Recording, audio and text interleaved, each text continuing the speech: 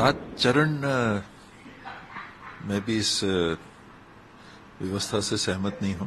चुनाव तक कराने में सक्षम नहीं है, इतनी लॉ एंड ऑर्डर की स्थिति हो जाएगी कि ये संभल नहीं पाएगा। चुनाव हो रहे हैं, इसका तो स्वागत है। 7 चरण मैं भी इस व्यवस्था से सहमत नहीं हूं कि देखें, कुछ लोगों को लगभग 1 महीना समय मिलेगा, कुछ लोगों को 2 महीने समय मिल रहा है, तो ये उचित नहीं है, ये सामान्य अवसर देने वाली बात नहीं है।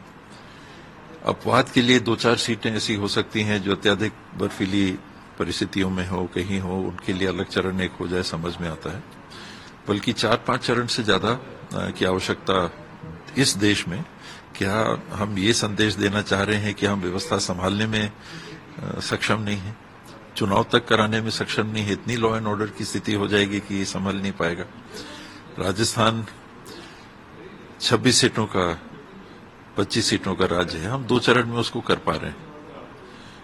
और उत्तर प्रदेश के लिए हमको 7 चरण लग रहे हैं।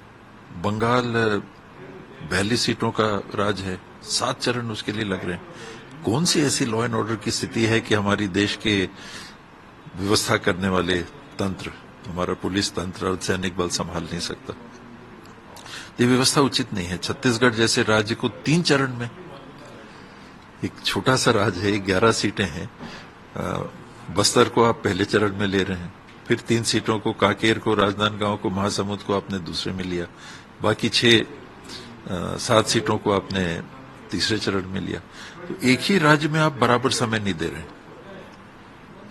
चुनाव की तैयारी के लिए, चुनाव प्रचार के लिए, लोगों के बीच में जाने के लिए एक थोड़ा बहुत अंतर हो तो समझ में आता है, लेकिन 2-2 महीने का अंतर, ये उचित नहीं। जम्मू कश्मीर का आपने चुनाव नहीं कराया, सुप्रीम कोर्ट के निर्देश थे कि सितंबर के अंदर आप करा लीजिए, तो बारिश का समय आ जाएगा, तो कब आप करा पाओगे? सारी चीजें थी, वोटर लिस्ट तैयार है, वहां लोकसभा का अगर चुनाव हो सकता है तो विधानसभा का क्यों नहीं? तो ये कुछ कमियां हैं।